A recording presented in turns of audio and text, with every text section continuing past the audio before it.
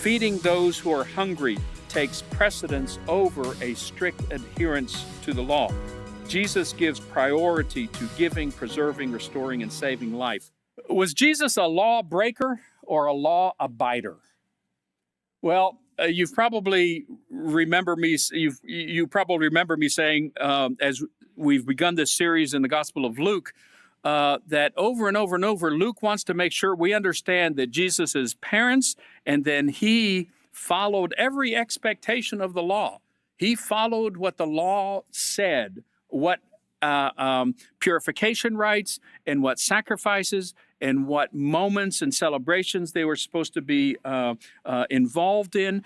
And so he was a law abider. And yet in today's text, we find that Jesus is being accused of breaking the law.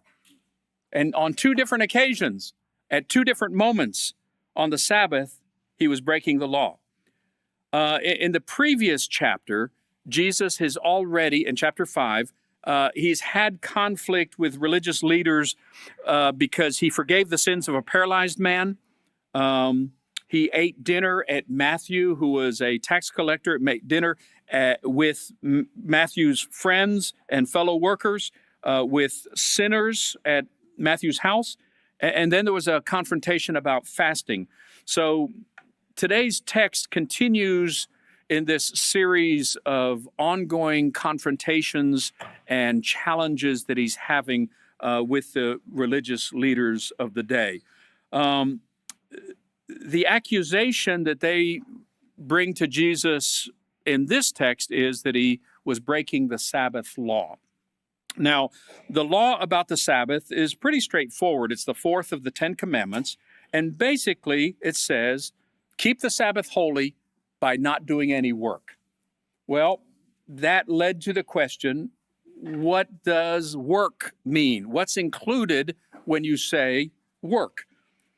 So, the Jewish individuals and teachers and rabbis spent a lot of time asking these questions. Does cooking a meal constitute work? How about washing the dishes after? How about feeding the cattle? How about plucking or picking eggs from the chickens on the Sabbath? Are all of those appropriate or inappropriate activities to do on the Sabbath day? So the rabbis came up with 39 categories of work, what they considered work. And they wrote these down they discussed them, and they wrote it down in a book called the Mishnah, which is a collection of oral laws. And the categories included things like reaping and threshing and grinding and sifting and kneading bread, baking bread, sewing more than one stitch. One stitch was okay, but two and more was considered work. Writing 2 letters, 1 letter was okay, but writing 2 letters was just already over the line. Kindling fire and carrying things from one area to another that was over a certain amount of weight, and all of these different regulations. The idea was to help people know what they could do and still be in compliance with this Sabbath law. These were, I think, legitimate concerns that people had. They wanted to do what was right. The law was designed to help the Jewish people stay faithful to God, and the Sabbath law was a part of that covenant. So the first confrontation in our text in Luke 6 occurs when Jesus' disciples are walking through a grain field on the Sabbath. It was okay to walk certain distances, and they were hungry, and so they reached out and grabbed some of the heads of wheat and rubbed them between their palms, and that got rid of the outer shell of the kernels, and then they ate the kernels. Well, evidently, it kind of reminds me, some of you will remember the old TV show Hee Haw, where there would be a segment where people would just kind of jump up out of the cornfield and have something to say or a joke or something like that.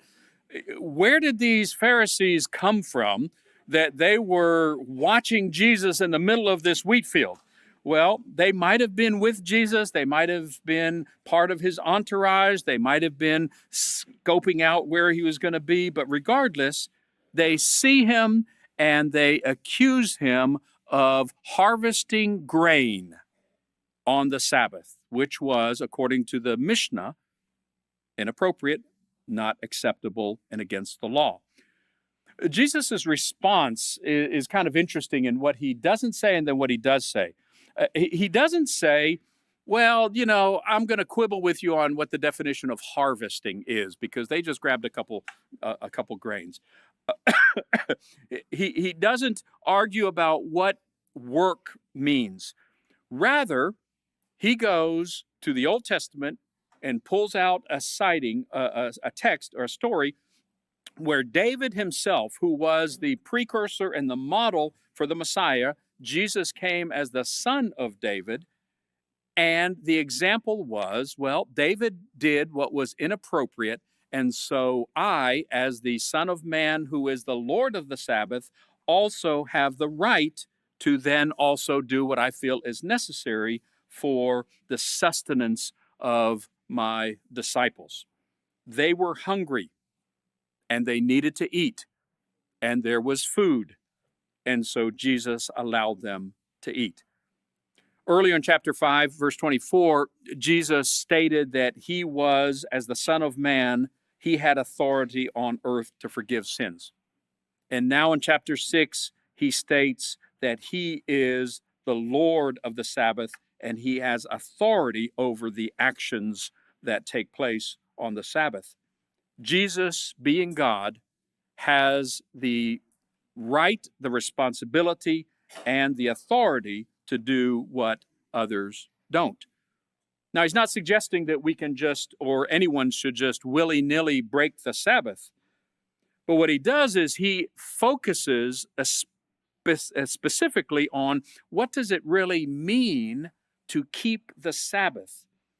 The Sabbath isn't a measuring stick of your faithfulness, but rather it's a emphasis on the relationship that we have with God and the people around us. The Sabbath law should never stand in the way of God's grace. Jesus is stating that human welfare and human life is more important than specific purity regulations. Feeding those who are hungry takes precedence over a strict adherence to the law. Jesus gives priority to giving, preserving, restoring, and saving life. As he'll say in Matthew in this same story, God desires mercy over sacrifice. And that's the point of the second Sabbath confrontation. On a different Sabbath, Jesus is teaching and sees a person with a shriveled or deformed right hand. The right hand was considered the strong hand, the one that did the heavy lifting. The Mishnah allowed healing on the Sabbath day, but only in situations of life and death. This man wasn't in danger of dying, and so the Jewish leaders were watching Jesus to see what he would do. But this man's hand would probably have prevented him from doing most jobs, most manual labor jobs, which was what you have in an agrarian society. And so we don't know what his condition and what his life was like, but if he couldn't work, he couldn't provide for his family, and he would then simply be relegated to begging. The scribes and the Pharisees watched Jesus closely to see what he would do. The Greek word for watch is to spy on. It's like to look at someone out of the corner of your eye and just see what they're up to. And Jesus is, rather than doing something and then discussing, he asks the question first. What is lawful to do on the Sabbath? To do good or to do evil? To save life or to destroy it? And from the very beginning, when God instituted the Sabbath, it was a time to take a step back from work and regular activities.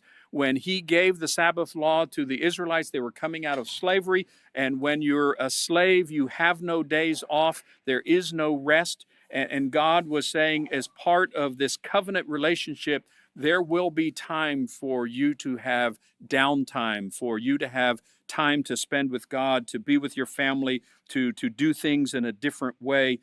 And so the Sabbath was designed to give life and to allow people to restore their souls and their physical bodies. And Jesus doesn't really do anything. He asks the man to hold out his hand. Jesus didn't wave his hand. He didn't pronounce a blessing. He didn't touch the man. But when the man extended his hand, God healed the man's hand, restored him to life, gave him the opportunity to work, and with that, gave him the opportunity to feel productive and to feel successful and feel useful in life. And there was plenty of rejoicing happening in that man and in that man's family. Where there was no rejoicing was among the Jewish leaders. They became angry. And the New Living Translation accurately describes their feelings when it says that they were wild with rage. They refused to accept the evidence that was right in front of them, and their solution was, we need to take Jesus out. And so they began that process. Well, what we have are two good things in competition with one another: obeying the Sabbath law and allowing for God's grace to work. To maintain the Sabbath and the principles of Sabbath, which we're not going to get into today, but we will come back to at a future time, is to really participate in God's act of creation and recreation.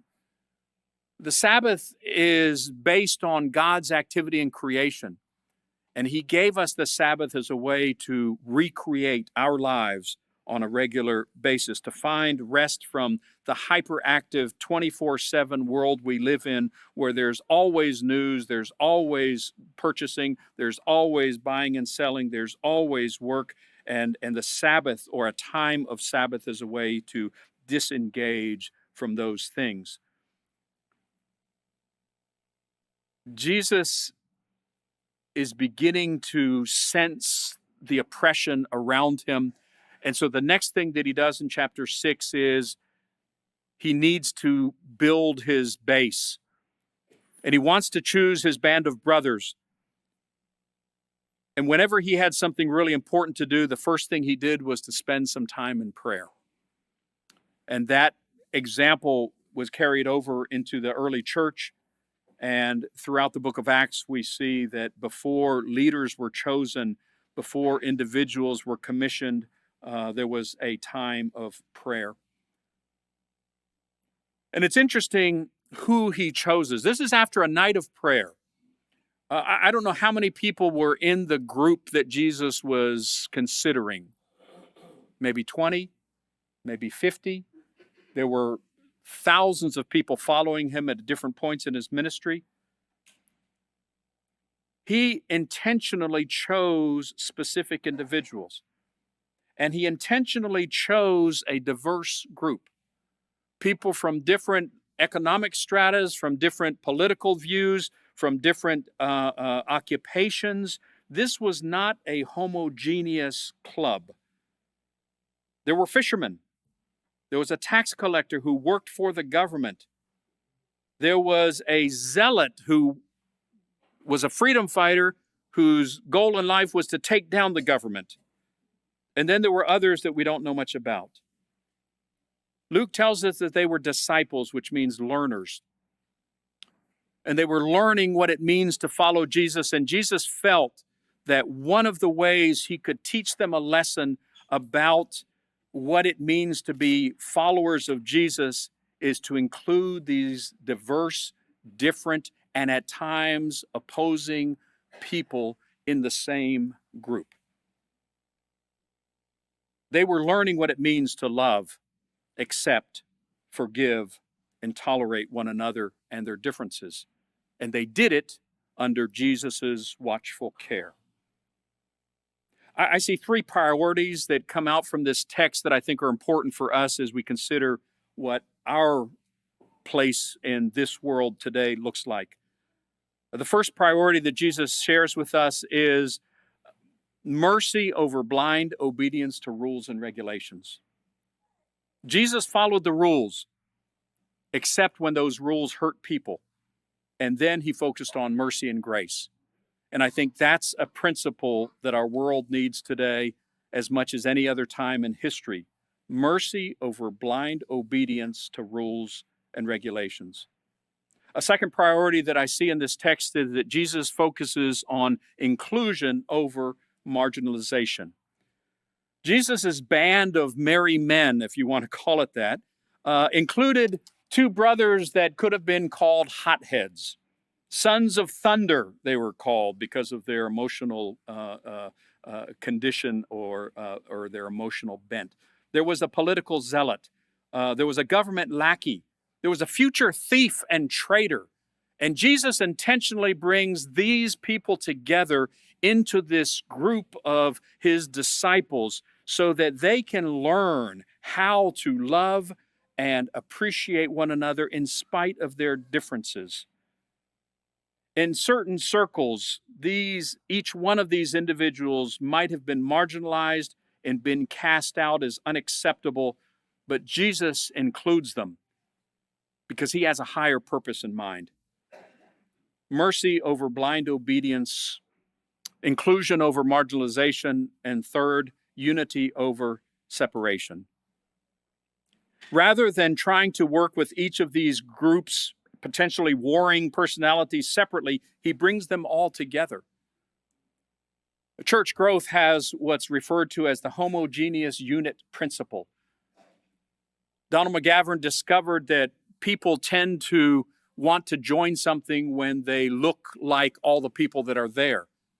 And that principle then got misused to say, so if we want a church of only English-speaking people of a particular color or a particular ethnicity or a particular bent, then we should find people just like them and they're probably going to convert rather than trying to bring people who are different into that group. That's not what McGavran wanted to do, but that's how it was understood. So you have churches going out looking for people who look just like them and filling their churches with people who look just like them. Jesus intentionally did not choose a homogeneous group. I wonder if there were times when he had to separate Simon the zealot and Matthew the tax collector. If they got into it over dinner about how much you should support the government and what did it mean to work for the government and how much do you really need to forgive one another. I don't know if they got into it and if they scrambled with one another. I don't know how many times they might have gotten mad at each other and slammed the door in frustration and walked out. And Jesus goes out and says, guys, come on. We can do better. Come back to the table. Let's work out our differences. Their unity didn't depend on them agreeing on their political positions. Their unity depended on them agreeing that Jesus was Lord. And all of the other differences kind of fell to the side. So at the Sunset Church, we are learning to follow Jesus. We are learning to be disciples and to adopt his priorities. I think the world needs to hear, and more importantly, needs to see this message today more than ever. At the Sunset Church, we have basic guidelines and ways of doing things, but our elders are keenly focused on the reality that people are more important than rules and regulations. And when you meet with them and when you pray with them and they pray with you, you will see how they are willing to show mercy rather than saying, oh, no, okay, but no, we have the mercy over blind obedience to rules and regulations. At Sunset, we want to include as many people as possible, regardless of whatever situations they might be in that would tend to alienate them from other places in our society. So, on any given Sunday, you might share the pew, pass the bread and the cup to someone who holds opposite beliefs about politics, someone who has different perspectives about the environment, and someone who has a very different idea about who's going to win the Super Bowl. Would it be easier just to have a church of all the people that believe this, and all the people who believe that, and all the people who look like this, and all the people who look like that?